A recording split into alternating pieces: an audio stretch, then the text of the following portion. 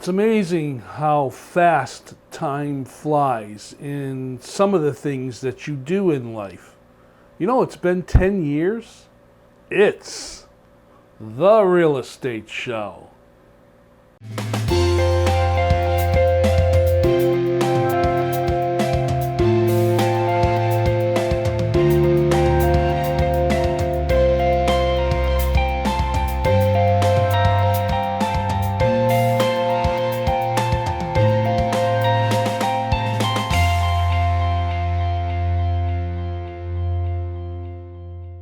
Welcome to the Real Estate Show. My name is Rick Naples. I am the owner-broker of Zone Realty LLC. You zone your home.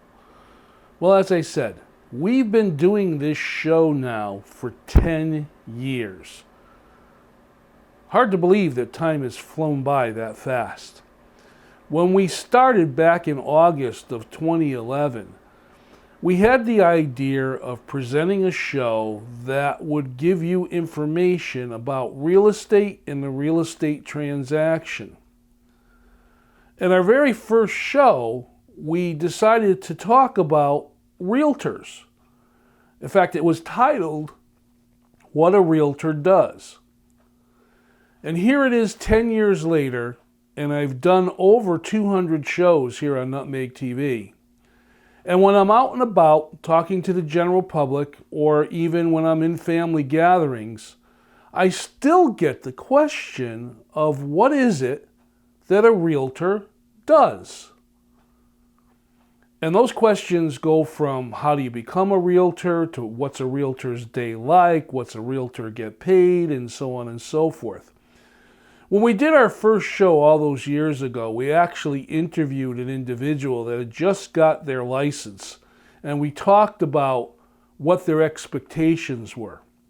And things, of course, have changed over the years with the markets, the way we approach real estate sales, the actual way we do a real estate sale, disclosures, and so many things. And I hope in the near future to be able to put together a retrospective show that will take some little snaps from some of the previous shows we've done over the years. Kind of a fun look back. But for now, all I wanted to do was talk about the title of What a Realtor Does. So first of all, let me define what a realtor is. A realtor, for all intents and purposes, is someone who is a member of the National Association of Realtors.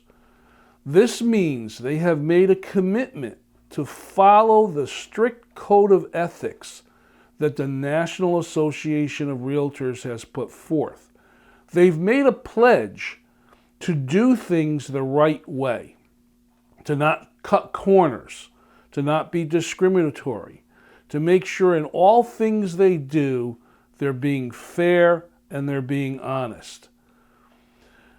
Anyone can get a real estate license. I mean, basically you go to classes, you take a test, you pass the classes, they tell you to go to the state, you take another test, you pass the state licensing test, and you get your real estate license. But it takes a special person, once they've got their license, to stay in the guidelines of being a realtor. And sometimes it's a little bit of a challenge because it changes the way that we do things. It holds us to a little bit of a higher standard. So let's talk about what actually a realtor does. I'm going to step back a little bit. There's real estate agents and there's realtors. An agent, real estate agent, is someone who just has a real estate license. A realtor is one who's gone that step further and now belongs and becomes responsible for and is also held to a higher regard because they're a member of the National Association of Realtors. They're also a member of their local association and their state association.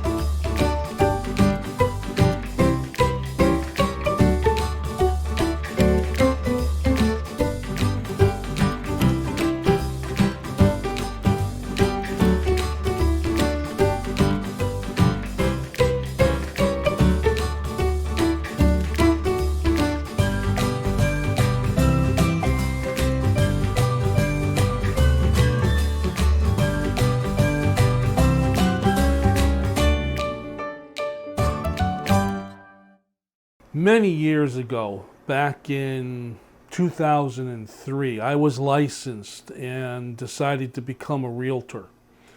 And I had come out of a career of working in the banking industry, in the finance industry, and different types of jobs circulating around that industry.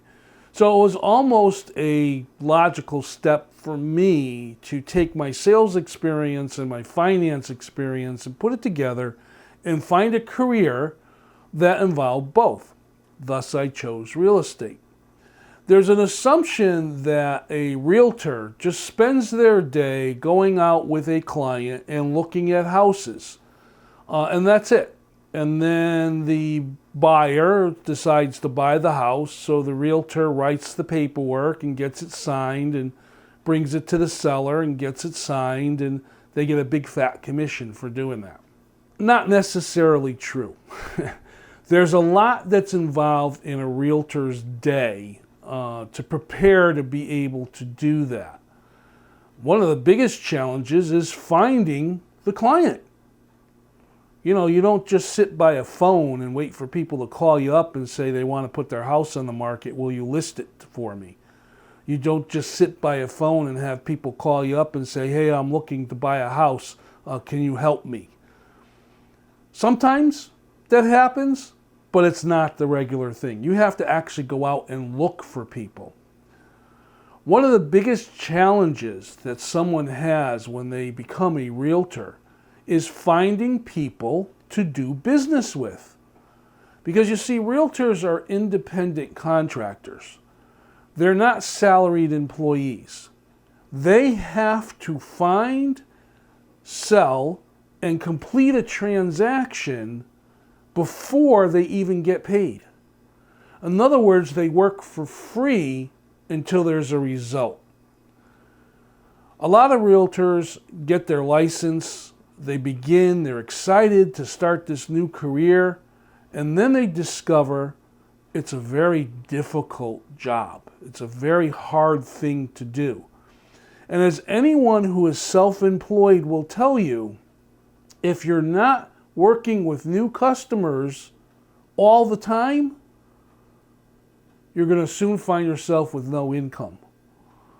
So it's a challenge. This is why statistically the National Association a few years ago put out a report that said most people who get their real estate license, after they've gotten their license, they discover how many fees are involved that they have to pay in order to maintain their status as a real estate agent or a realtor. And they realize how much work and time and effort goes into continually generating customers in order to generate an income. They quit. They basically hang up their license and say, nope, this is not for me, and they just don't continue on. Unfortunately, a lot of realtors get into the business, and within the first year, they decide it's not for them, and they're out of the business. Sometimes someone gets into this business and gets a real estate license because they have a relative that's looking to sell their home, and they figure, I'll get my license, and I'll list their home, and I get a big fat commission, and then I'm done. Okay, well, that's one reason to do it, but it's not really a fair reason. As I said, realtors come from all different walks of life. And usually the realtors that are in the business, who really do the business the proper way, they're the ones that have been around for a while. They've been in the business for 10 years, 15 years, 20 years, or even longer. They've seen all the ups and downs of the real estate market and have figured out how to keep their business going so that they survive. Now let's talk about the actual realtor's day and what a realtor does during the course of their day.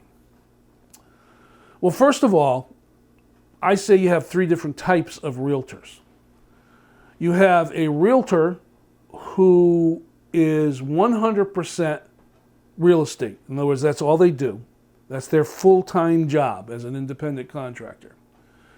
You have the realtor who does it part-time. They work another job, whether it's a part-time job or a full-time job in another industry or similar, who does real estate on the side. And then you have someone that's gotten their real estate license or even gone so far as to call themselves a realtor who maybe does one house a year or two houses a year because they only work for their relatives. They really don't concentrate on the business. Well, with over 18,000 licensed individuals, maybe more here in our state of Connecticut, there's a lot of realtors to pick from. And that's one of the difficult things for you as a potential client is picking the right realtor to work with. You know, do you want to work with a part-time realtor? Do you want to work with someone who only does one or two houses a year? Do you want to work with someone who does 150 houses a year? You know, it's hard, and that's why they tell you to go out and talk to people and interview people and make sure that you're working with someone that you can trust.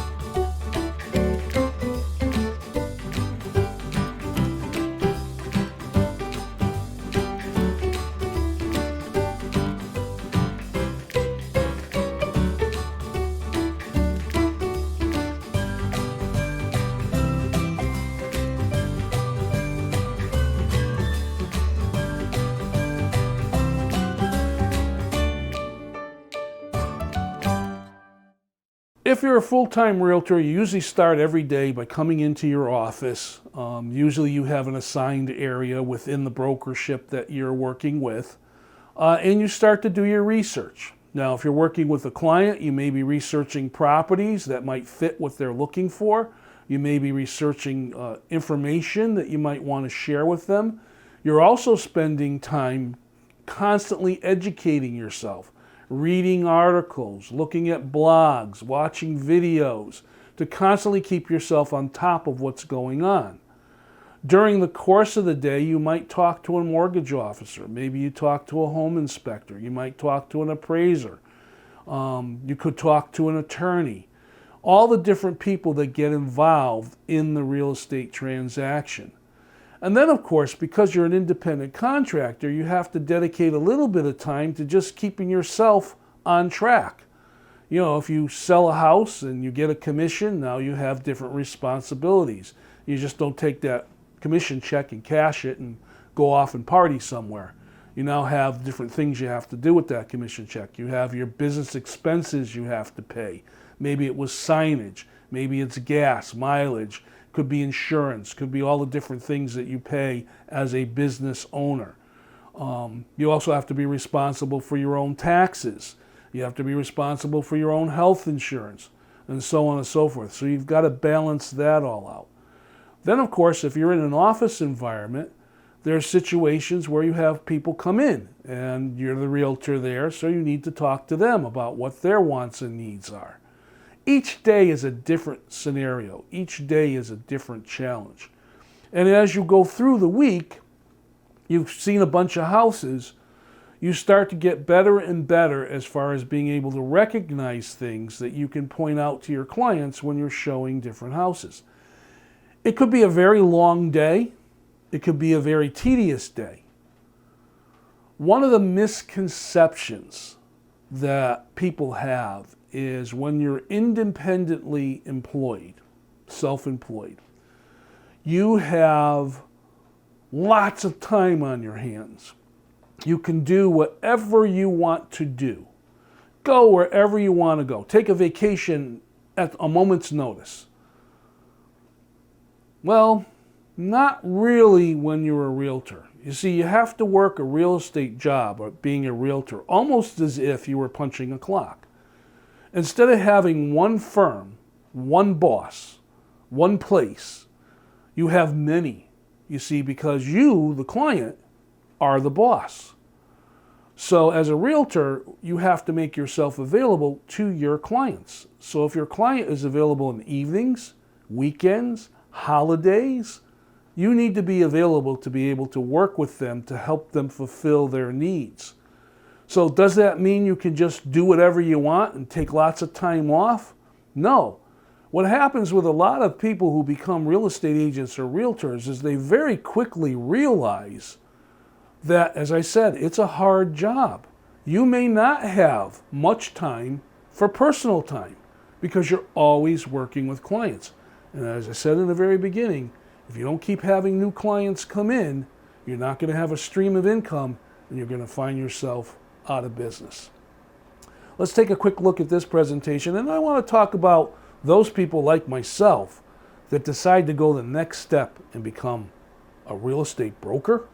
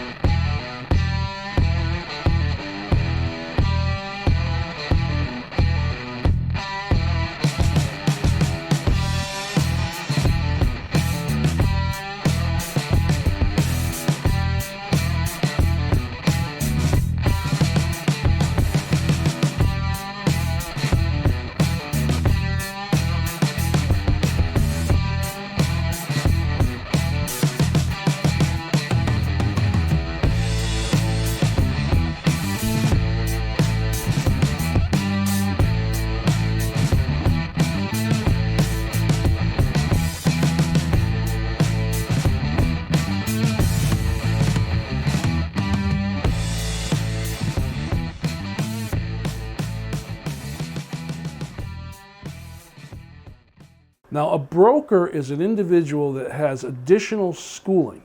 They also have additional accountability because now they own a business where other realtors will work with them. So you might have a large franchised firm where you have a broker and then you have many agents that work under that firm.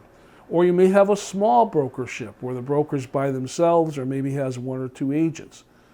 A broker is an individual that has taken an additional responsibility on because not only are they responsible for their own business, they're now responsible for the business and the way it's performed with all the different agents or realtors that work with them at their agency. So I always end each show with what I call my final word or my final comment. And it's usually about what I've been talking about here on the Real Estate Show, or just something general. We went through a very difficult time with the COVID virus. It affected all the businesses, especially real estate.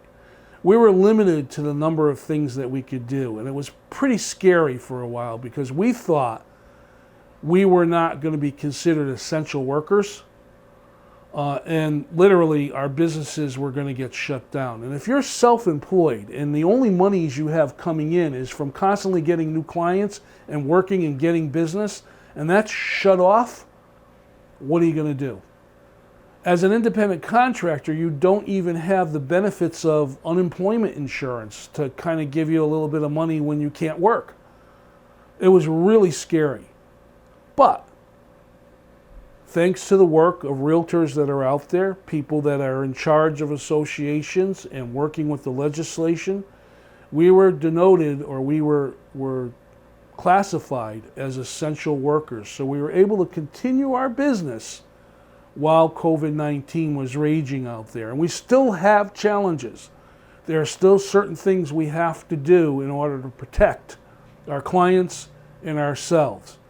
So bottom line is, my message is, if you're out there and you're thinking of getting your real estate license, make sure you educate yourself as to what it is the business is all about. Don't think you're going to get your real estate license so you're in control of your time. Don't think you're going to get a real estate license so you can make huge commissions and make big bucks. And don't think it's an easy job. It's not an easy job because it's not a hobby. It's work. My name is Rick Naples, and this has been The Real Estate Show. I thank you very much for watching, and I'll see you next time.